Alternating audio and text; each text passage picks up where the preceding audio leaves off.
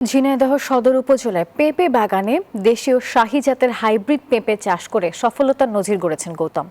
সারিবদ্ধ গাছে ঝুলছে পেঁপে, মাত্র ১৪ কাঠা জমিতে ৪০,০০০ টাকা ব্যয় করে তুলেছেন পেঁপে বাগান।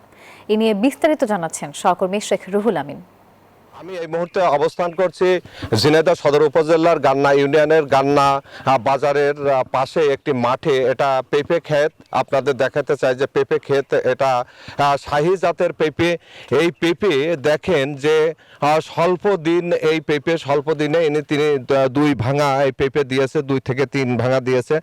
তিনি এর আগে 40 টাকা কেজি দরে এই পেঁপে বিক্রি করেছেন পাইকারি। এখন তিনি 25 টাকা কেজি দরে এই পেঁপে বাজারে পাইকারি বিক্রি করছেন। তা আমি এই বিষয় যে পেঁপে চাষি কৃষক গৌতম অধিকারী তার কাছে জানতে চাইবো। দাদা, আপনি যে এই পেঁপে চাষ করেছেন, তাই না? জি।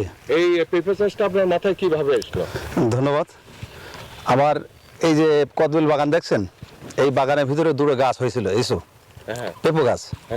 সেই গাছের গ্রোথ দেখে বা পেঁপো দেখে আমার চিন্তা চেতনা আসলে যে পেঁপো লাগালেও আমার হয়তো ফলন ভালো হবে, বা এই বিষয়ে আমার হয়তো সংসারে এটা উন্নতি করতে পারবো। এই জন্য পেঁপো আমি ওই আকর্ষণ দেখে আমার কিন্তু এটা লাগানো। আপনাকে আমি ক্যামেরার চোখে দেশবাসীকে দেখাতে চাই যে তিনি এই শাহী জাতের পেঁপে চাষ করেছেন 14 কাঠা জমিতে। তিনি 2 থেকে 3 বার এই